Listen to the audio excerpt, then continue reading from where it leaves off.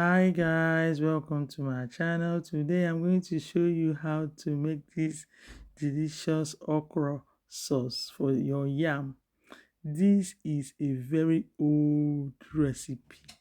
Some people might know it, some do not know it. So I'm using okra to cook this. I am going to wash the okra. I wash it and cut them into two, put them inside on top of it. So I'm separating the yam from the okra. I do not want to cook it with the okra because if you cook it with the okra, it will feel slimy. So leave it on top or use a plastic bag and put it inside. Tie the plastic bag and cook them together. So now I'm going to the pound the crayfish roughly. So after pounding it roughly, I'm going to put it inside a food processor. You can use your mortar if you don't want to, if you can be able to disturb your neighbors. I don't want to disturb my neighbors.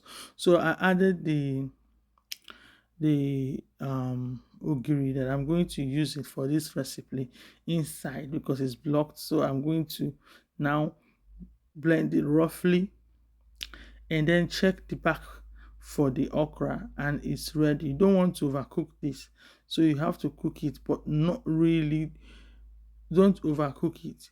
So I'm going to put it inside the blender again after I must have removed that crayfish from it, and then blend it roughly as well. Add oil and then turn.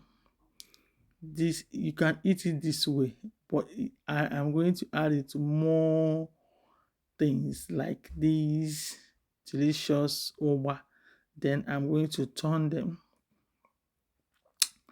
and add stock cube powder. You can add only salt and be careful with the salt and stock cube powder, and it's ready.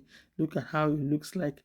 I'm going to now munch and enjoy this. It was very delicious. Honestly, you like to eat this, and it's also healthy. Please guys, like and share. Thank you for watching.